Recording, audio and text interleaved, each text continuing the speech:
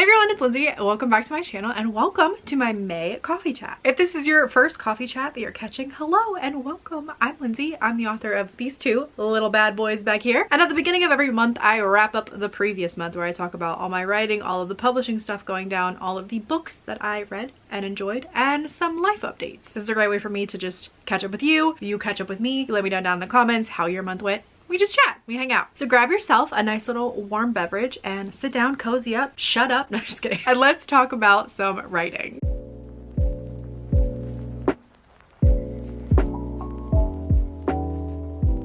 In the month of May, I got to go on a writing retreat. I got a little cabin in the woods. Me and my husband and my two dogs, we went and it was fantastic. I vlogged the whole thing, so you can check it out if you'd like. But I worked on Project Pyro while I was there. It was such good atmosphere because it's just so, it's mountains, it's Appalachia, you know, that's kind of like where my main character is from in my thriller. And a funny thing I realized like once I got there was that I was also working on the first draft of Project Pyro when I went to that exact same cabin 4 years ago. And it was just wild to realize that this project, who has been like my side project for so long because I had all my other contracted works that I had to work on, spanned such a large amount of years because I could only work on her when I had time. It was just amazing. Now it's like that cabin is the Project Pyro cabin. So I'm like, oh my gosh, next time I go, maybe my book will be like done. And someone left a comment, I think in that video, and they were like, you should leave a final copy like at the cabin for other people to read. I was like, oh my gosh, that's beautiful. But anyways, it was great. It was very relaxing and very productive. Some really exciting news, you guys. Bitter Bones has finally been approved to move on into copy edits, which means your girl gets paid. In my latest contract with Scholastic, I got paid twice with Bitter Bones. So once was up front when I signed the contract, and the second time when I get the rest of the advance is when it goes to copy edits. Oh my god, I gotta calm down. I'm so excited to get money. I mean, as authors, we get paid like twice a year, if that. So I mean, my editor did say since we are looking to be publishing in fall 2026, that it's gonna be a little bit of time before it does finally get assigned a copy editor and we go through that process. So I got a little bit of a nice break that I can work on my thriller or whatever else I want to work on. So that'll be good because this is my last contracted payment and I would really like to continue being an author for a job. So I need to work on something to sell something. But anyways, it's really exciting. One step closer to being a real thing and like getting a cover and being in people's hands to read. I'm so excited. I'm so excited. Speaking of the project that I could be working on, let's talk about Project Pyro updates for this month. I am officially in Act 3 of Project Pyro. I have nine chapters left of this book and we're getting so close to the end. I'm currently in draft 3, which is where in a way kind of like paragraph by paragraph kind of rewriting the chapter to be like voicey and prosy. I've already got the whole story out, but that's what I'm working on right now. It's going kind of slow because this is the, you know, part where I just get really into the nitty-gritty of the words themselves. But I really want to finish this soon. I want to finish this by summer, like before summer is over. So I'm thinking for next month I might try something real wild to try to get this book done, because I know I still want to send it to my CPs. I gotta get around to betas. I need to send it to my agent and they are all gonna have revisions and that's gonna take me a little bit to do, and then like, you know, creating a sub list and all stuff. So I want to be on sub before the end of the year. That would be so nice. That would feel like such an accomplishment. But like to get there, I gotta get this book done. And then the only other thing that was kind of writing publishing related was a lot of secret work I did because I just recently launched my Patreon. You could come, hang out, enjoy the Discord. The Discord's popping, guys. We're making friends. But I did a lot of behind the scenes work for that. Like I secretly filmed, like I messaged my agent. I was like, hey, would you want to do like a little Q&A with me for some of my third draft patrons to watch?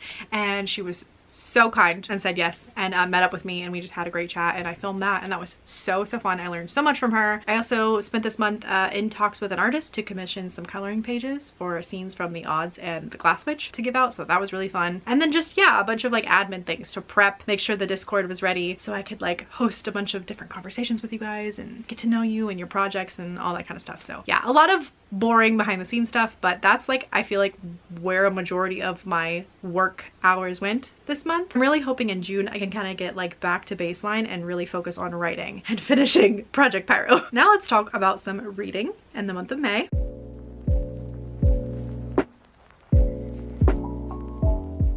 This month was a good reading month. I read 10 books. I only DNF'd one, which is fantastic. I got a beta read done for a friend and my average was a 4.03. Incredible. That is such a high rating for only DNFing one book. Usually I DNF like around 5 books or so a month. So this was really, really high for completing the amount of books I did, because I'm like really picky. I'm very critical in my rating scale. So the fact that this is so high is incredible. I just read so many great things this month. I think if I had to come up with a tagline for my reading life this month, it would be Old Ladies Slay the Game. So my first favorite was the sequel to Vera Wong's Unsolicited Advice for Murderers. This is like Vera Wong's guide to snooping, hiding a body, finding a body, something like that. You know, all of those titles are the same. And this just follows a little Chinese grandma who's very sassy and opinionated and always correct. She owns a tea shop in San Francisco, and she has, in the first book, she collected a group of people around her that she thought were suspects in the murder that took place in her tea shop in the first book, and now she's made friends with all of the people. And in this book, there's another situation she gets into because she has decided that she is bored and she should be a true detective because she did better than the police did in the first book. So now she's kind of like looking for her next case to solve. And it was an absolute incredible, zany, hilarious time. These books are so focused on found family. It's just utterly precious. I love it so, so much. Vera just collects strays of all kind. And the book is so incredibly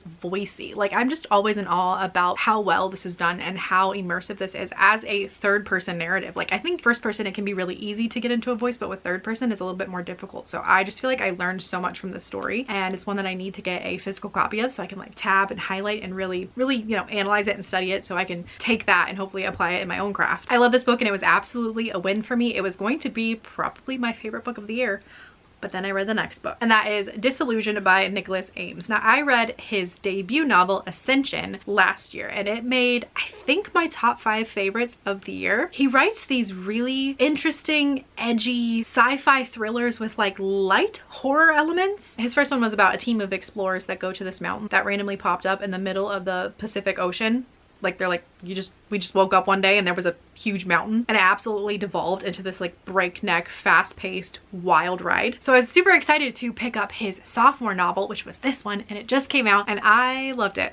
I loved it. I love it even more than Ascension, in fact. I think you need to go into this one knowing as little as possible. Just know you're following 2 POVs, and one is an older lady. I believe she's in her mid or late 80s, and she wakes up and she is in a very strange room with a very strange man across from her. She is tied up and connected to a bunch of wires. She doesn't know why, and then the man starts asking her very peculiar questions, and we kind of follow that interview throughout the novel. And at the same time, we are following the POV of a English schoolboy in the 1950s as he is collected by this very eccentric professor into this tight-knit group of really smart boys and the sinister discoveries that they make. This book was so, I mean, it has so much that I love, right? And the funny thing is, it also has so much that I hate. Let's talk about the things that I normally hate. First of all, I hate time travel. I hate time manipulation. I hate Groundhog Days. I hate anything like that. It's my least favorite trope. But this book just proves that if done right, literally any trope can work. Time manipulation is a huge, huge part of this, and I ate it up.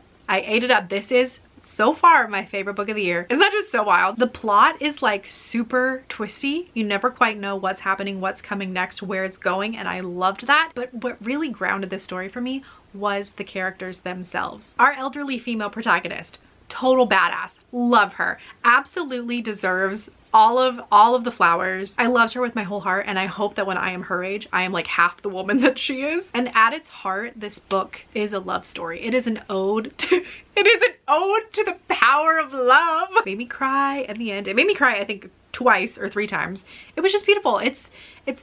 It really is just about the power of love and the things you would do, like how you would go to the end of the earth to save the person that you love. I don't know, can you tell it was like 5-star energy for me because like I get less eloquent the higher my star ratings go? So yeah, I loved it. Now let's chat about some life stuff.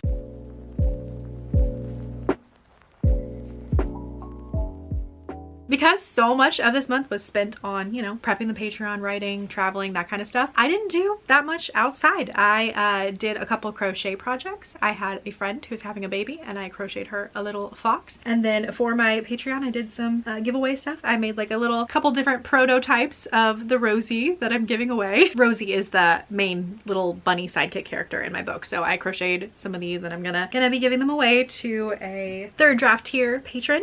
So sign up if you want to win something relatively kind of bad but maybe cute by me. I I also did some cozy coloring this month. I colored this adorable pickle who honestly is goals. I just want to be half as happy as this little pickle in this jar hot tub is. And then I just did a quick little 2 marker challenge that was super fun and super cute. I kind of want to scale back and start doing some more of these like simple colorings just because they really are much more relaxing than the ones where I'm like putting my whole butts into making sure that they look poppin'. So, but other than that, I really made sure to spend some time outdoors because, you know, it's about to be summer here, and that means I can't be outside that much because of the migraine. So I did a lot of reading and writing outside and just chilled, had a good time. Oh, and me and my husband, it was our let's see, it was our 13th anniversary. Our anniversary of when we became like boyfriend and girlfriend at high school. So that was really fun. We celebrated that. We were at the cabin while that was going on, so I took a cute little photo shoot with the dogs, and yeah, it was a great time. Let me know down below how your month went, how your writing projects went, if you have any news to share with me. Did you read any good books or maybe some really bad books that you want to tell me about? Because I love the gossip. Order links to the Glass Witch and the odds are down below, as well as the link to join the Patreon if you want a little tight-knit writing community. Come hang out with us. Anyways, thank you guys so much for watching. Don't forget to like and subscribe, and I will see you in the next one. Bye!